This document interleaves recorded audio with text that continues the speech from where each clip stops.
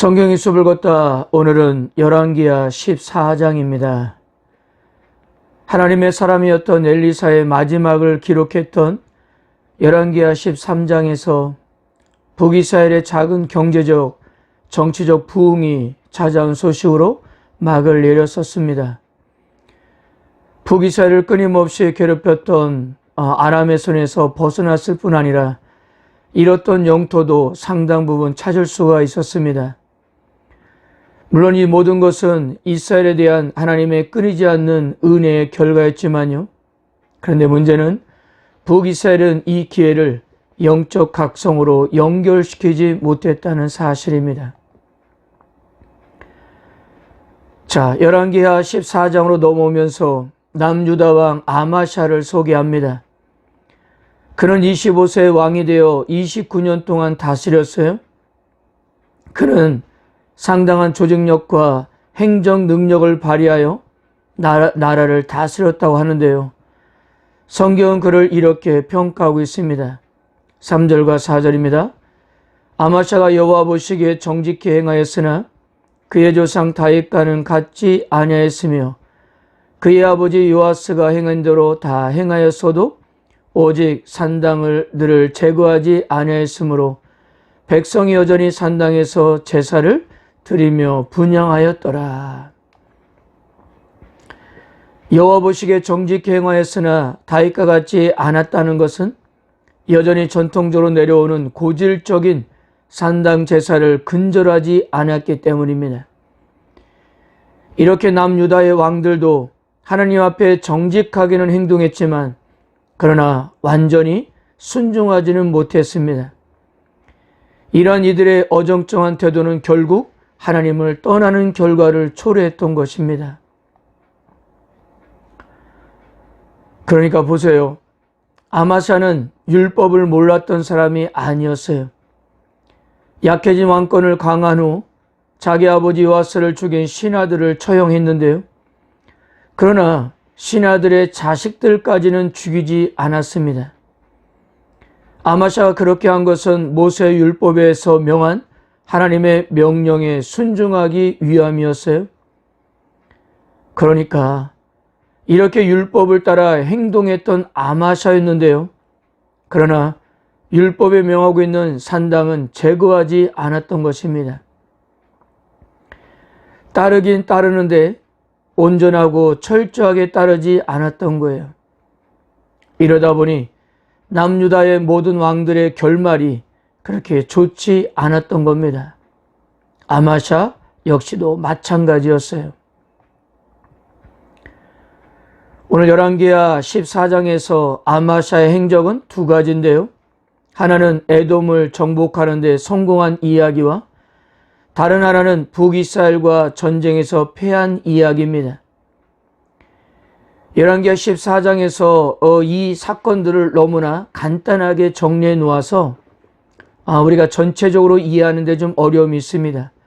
그래서 오늘도 역대하의 내용을 우리가 함께 참고해 보아야 할 필요가 있습니다. 간단하게 정리하면 이렇습니다. 아마샤는 에돔을 정복하고자 30만 명의 병력을 모았어요. 아사 왕 때는 58만 명, 여호사밧 왕 때는 116만 명에 비하면 적은 병력이었어요. 이 병력으로는 에돔과의 전쟁을 할 수 없다고 판단한 아마샤는 북이스라엘 요아스에게 도움을 요청해 은 100달란트의 용병 10만 명을 데리고 왔습니다. 은 100달란트는 오늘날로 계산하면 약 200억에 해당되는 금액입니다. 그런데 한 선지자가 아마샤에게 전쟁의 승패는 군사의 숫자와 무기에 있지 않고 오직 하나님의 손에 있음을 상기시켰고 선지자의 충고를 받아들여 북이스라엘의 용병을 돌려보냈습니다. 그럼에도 하나님께서는 큰 승리를 거두게 하셨던 겁니다. 그런데 문제는 이제부터 일어났어요. 큰 승리를 거둔 아마샤는 에돔의 신을 가지고 와서 그 신을 자신의 신으로 섬기고 분향을 했던 것입니다. 이렇게 에돔신을 섬기면서 구상했던 것이 바로 북이스라엘과의 전쟁이었던 거예요. 여러분, 북이스라엘의 요아스가 누구입니까? 강력했던 아람과의 전쟁을 3번이나 승리했던 사람이었어요. 객관적으로 놓고 따져봐도 전략적으로도 남유다는 북이스라엘의 상대가 되지 않았습니다. 북이스라엘의 요아스도 상대가 되지 않으니 집으로 돌아가라고 해도 결국 전쟁을 하게 되어서 남유다는 크게 피하였는데요.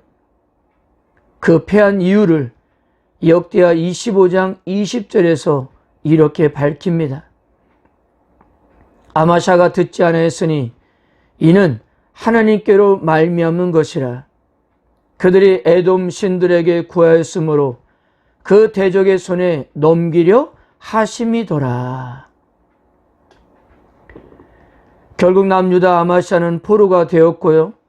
북이스라엘 왕 요아스는 예루살렘까지 내려와서 성벽을 무너뜨리고 성전에 있는 곳까지 다 약탈해 갔던 거예요. 몽고메리와 게만이라는 신학자는 이 사건을 구약 역사상 유일무이한 사건이라고 그렇게 불렀습니다.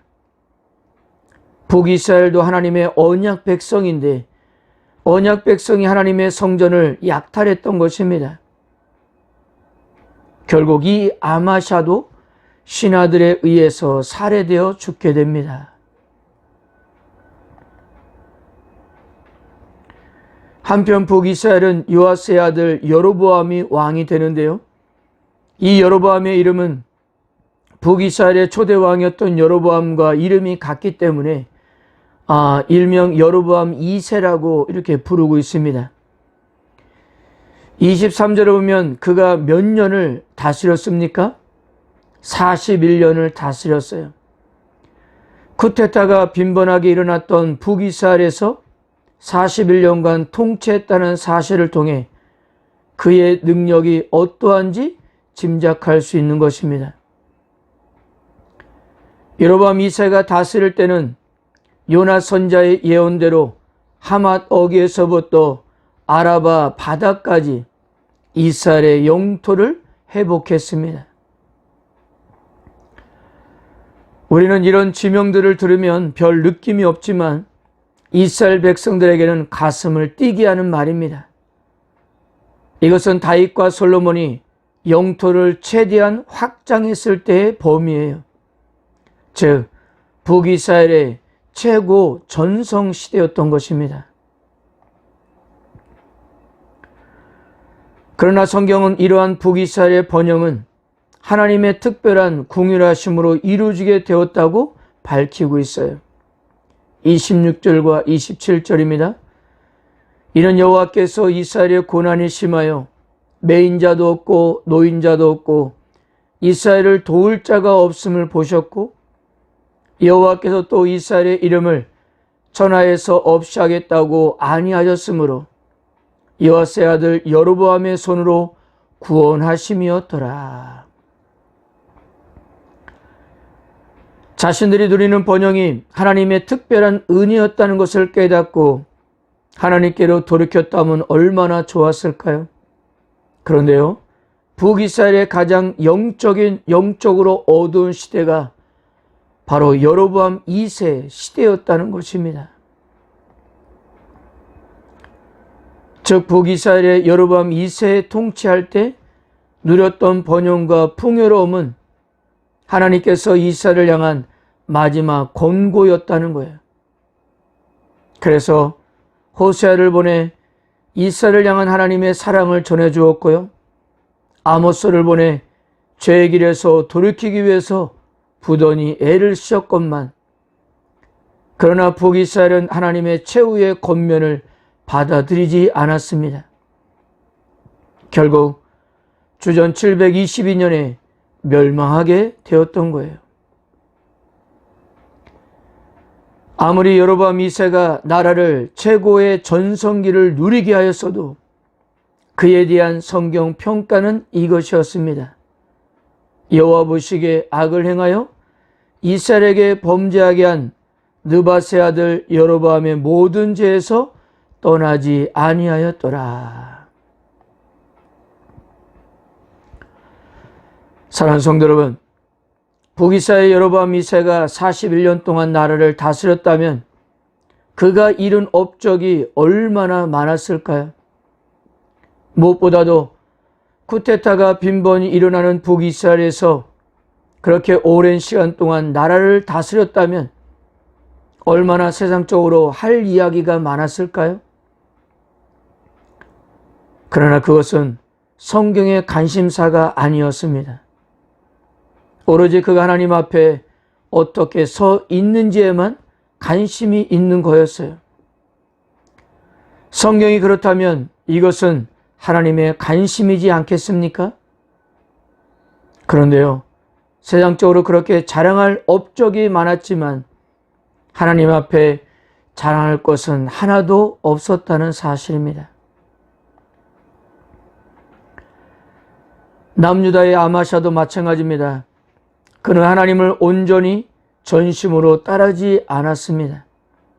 어정쩡하게 한 태도를 취하다가 결정적일 때 하나님을 버렸습니다.